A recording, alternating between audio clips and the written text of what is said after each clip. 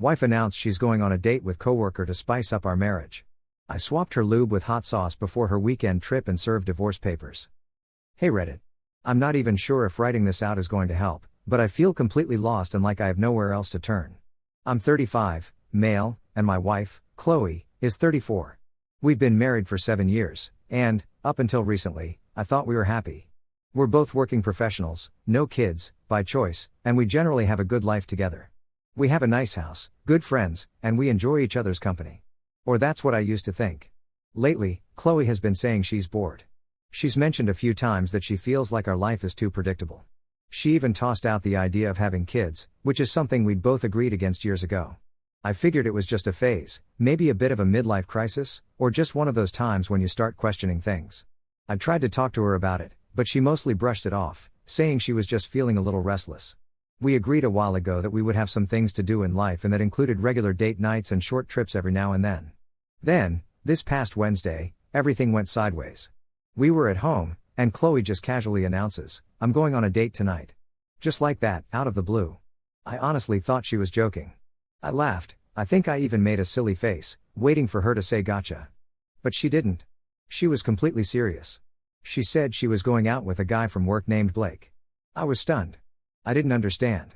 I kept asking her, why? Why are you going on a date? It felt like my brain just couldn't process what she was saying. I mean, we're married. We don't go on dates with other people. That's not how marriage works, at least not in my understanding. Chloe's explanation didn't make things any clearer. She said she wanted to break the monotonous rhythm of our lives. She wanted something exciting. She said that we were both bored, and this was her way of fixing it. She kept saying it was just dinner, like that made it okay. It's not just the definition of a date. I reminded her that we'd been trying to spice things up. We'd been doing weekly date nights, going to new restaurants, trying new things. We even took a couple of mini vacations recently. But she said those things weren't exciting enough.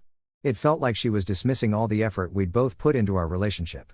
Then she told me that Blake, her coworker, was in the same boat. He was also feeling bored with his marriage. And get this, Blake was the one who suggested the date. They talked about it privately, and then he came up with this idea. They decided to go on a casual date to get an adrenaline rush. That's the word she used, adrenaline rush. Like they were going skydiving or something, not having dinner. I was still stuck on the word date. I asked her, if it was just dinner, why call it a date? I pointed out that a date usually means there's some kind of romantic interest, some level of intimacy implied. She said she was just being transparent by calling it a date. And then she said something that really bothered me. She said their conversations might go below the belt. That sounded like she was admitting there might be something more than just dinner conversation. She then went to get ready, and she said it was a wrong idea to even talk to me about it. She even mocked me for saying I might leave the conversation. I was getting angry and frustrated with her for doing this. I was feeling completely lost and confused. I didn't know what to say or do. I just stood there, feeling like the floor had dropped out from under me. Then she came out wearing this red dress, looking. Well, let's just say she looked very attractive. She started acting all flirty, saying, "Hold on to your desires." Like she was trying to seduce me or something. She kept saying, "I love you," and telling me it was no big deal. She even told me to pretend this conversation never happened. Like I could just erase the whole thing from my memory. She said that we would have some fun tonight and that the date she has is to bring the spark back. It was messing with my head. I tried, I really did. I told myself, it's no big deal, over and over, trying to calm myself down. But deep down, I was freaking out. Then she left, and I was alone, feeling like an idiot. After Chloe left, I was a mess. I couldn't just sit there and pretend everything was fine. I needed to talk to someone, to get some perspective. I called up one of my best friends, Harold, and asked if he wanted to grab a drink. I didn't tell him the whole story at first. I was too embarrassed, too ashamed. I told him the basic situation, about the date and the boredom excuse. I probably didn't explain it very well, because I was still so worked up. I know I wasn't being completely objective. I felt anxious and wanted to pour it out on someone. Harold's reaction wasn't what I was hoping for. He kind of shrugged it off, saying it was probably just dinner, no big deal. He said maybe Chloe just needed to talk to someone new. It was a temporary relief, hearing him say that, but it didn't really solve anything. Around 9 p.m., my phone rang. It was Chloe. She asked me to come home. I was surprised, and honestly, a little relieved. She was coming home early.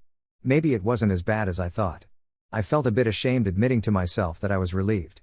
Part of me started thinking, maybe this was all some kind of weird test, or a prank. I started thinking, you know how women are, which I know is a messed up way of thinking. When I got home, Chloe hugged me tight. She said the date was so much fun and exciting. And then she dropped the next bomb. They were planning a weekend getaway. A whole weekend. I lost it. I started yelling, asking her what the hell was going on. I couldn't believe what I was hearing. Chloe tried to calm me down, saying it was just for fun, that she needed to find her old self again. She asked me, "Don't you want your old Chloe?" Like this whole thing was about me. She said it was for our overall happiness, which was just twisted. I couldn't hold back anymore. I asked her straight up if she'd slept with Blake. I was shaking, I was so angry and hurt. I felt like I was on the verge of doing something I'd regret. Chloe pushed me away, denying that anything had happened. But she kept insisting on this weekend trip. She even said something about getting wet down there, which just made me feel even sicker. I screamed at her, asking her what she was thinking, what she was doing to our marriage. She screamed back, saying she needed the excitement of this trip. I was drunk, I was heartbroken, and I was furious. I couldn't stay there. I grabbed my keys and left, went to Harold's place and crashed on his couch. I think that night, I realized my marriage was over. It felt like everything had shattered. I went back home early Thursday morning. Chloe was asleep, looking all peaceful and innocent. It made me even angrier. I got ready for work, avoiding her as much as possible. I didn't say a word. When I was about to leave, she hugged me, saying "I love you," and then she said something that really got to me. She said, "I know you are mad at me now, but I'm also sure that you love me enough to let me do what makes me happy." Like my feelings didn't matter at all, like I was supposed to just accept her having an affair because it made her happy. I just shrugged her off and walked out. Work was a blur. I couldn't focus on anything. I kept replaying the events of the previous night in my head, feeling more and more miserable. I knew, deep down, that our marriage was over. There was no coming back from this. I started thinking about what I needed to do, not to fix things, but to make her pay for what she'd done. The grief was there, but it was overshadowed by this burning desire for revenge. Thursday afternoon, after work, I was sulking around, feeling sorry for myself. But then, something shifted. I started to get angry, really angry. I couldn't let her get away with this. I couldn't let her just walk all over me like that. I started to make a plan. First, I went to the hardware store and bought a new lock for the front door, a good, solid one.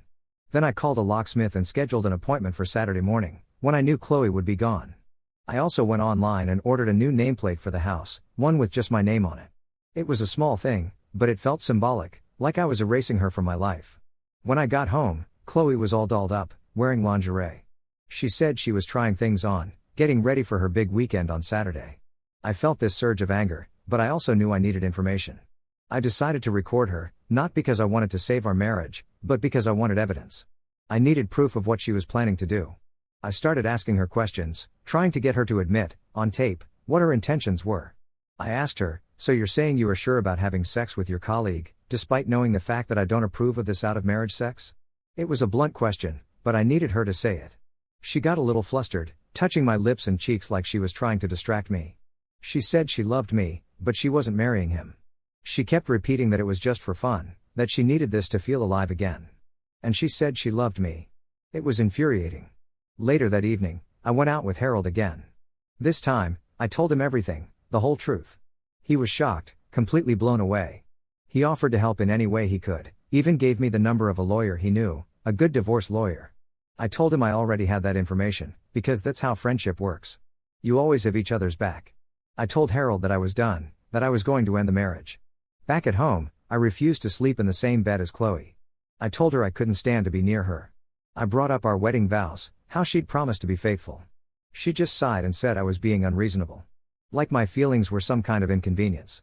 I told her I couldn't stop thinking about her fantasizing about other men, it just eats me from inside. It made me sick to my stomach. Friday was a busy day. Chloe spent most of the day getting ready for her trip, doing her hair, her nails, packing her suitcase. I, on the other hand, met with the divorce lawyer. We talked about my options, the legal process, and I showed him the recordings I'd made. He said they were good evidence, that they would help my case. He did say that if I get more proof of their stay, it would be helpful. Later that night, I did something I'm not proud of, but I felt I needed to do. I snuck into Chloe's bag and found her lube.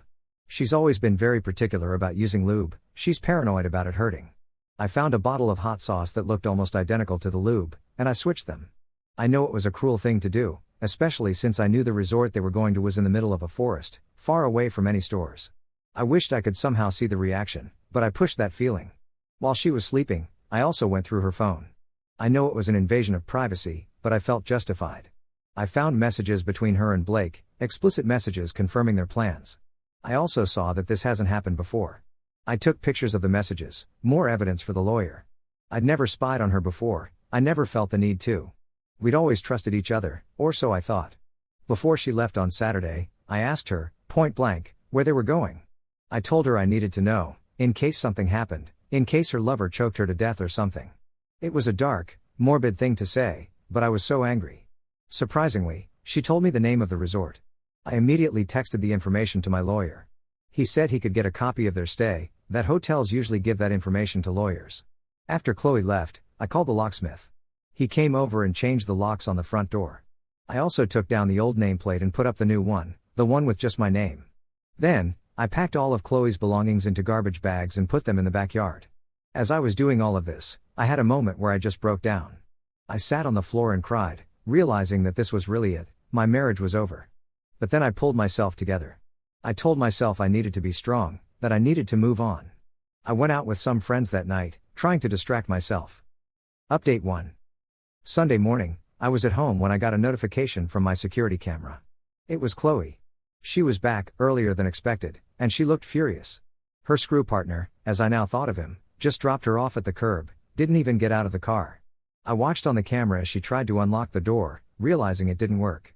She started banging on the door, yelling my name, looking more and more panicked. I sent her a text message, look at the nameplate in the backyard. Then I blocked her number. I wanted her to see, with her own eyes, that she was out. She started screaming, saying she was freezing, that her body was already numb from the 5-hour drive back. She said she felt guilty, that she was sorry. Then she started threatening me, saying she'd tell everyone I'd abused her. I almost unblocked her to respond, but then I thought of something else. I texted her, threatening to send the recordings to her family. After a while her banging and screaming stopped. I suddenly got scared, thinking that something has happened to her. I called her and asked what happened. She was sobbing now. I asked her straight if he took advantage of her. Chloe denied that he had, but she said he had manipulated her into having sex without lube. She said it happened multiple times, that each time he'd convinced her it would be okay. I didn't believe her. I accused her of lying, of trying to manipulate me. I pointed out that they were at a resort, that she could have called for help, that she could have left. She started begging me not to leave her, saying she felt guilty, that she'd be a good wife from now on, that she'd never nag me again. She said I'd already gotten my revenge, that I should let it go. I told her the marriage ended on Wednesday, the day she decided to go on a date with another man. I reminded her of her own words, that she was going to face consequences. Then she threatened to press assault charges against Blake, and she asked for my support. I just laughed. I told her she was on her own, that she could deal with the assault charges and the divorce by herself. I threw her words back at her, about wanting a thrill, and told her she could enjoy the thrill of 2 court cases. Update 2. The divorce papers were sent to Chloe's office on Monday, but I found out later she'd already resigned. I decided to send the papers to her parents' house instead. I also went to see them in person, to tell them what was happening. I felt I owed them that. I didn't go into all the details, but I told them enough. They were scared, I could see it in their eyes. Her mother immediately called Chloe, but Chloe lied to her, said everything was fine. Later, my ex-mother-in-law called Karen, Chloe's childhood friend. Apparently, Chloe goes to Karen whenever she's in trouble. Karen confirmed that Chloe was with her, and that she was miserable. I felt a strange sense of relief, knowing she was at least safe, even though I was still furious with her. So, that's where things stand. I'm not taking her back. I don't think I can ever forgive her. She's paid the price of her entitlement big time, but that doesn't change what she did. I have been reading messages from the Reddit community and it has been incredibly helpful. I mean, I'm not a big social media person, never really got into the whole Reddit thing before.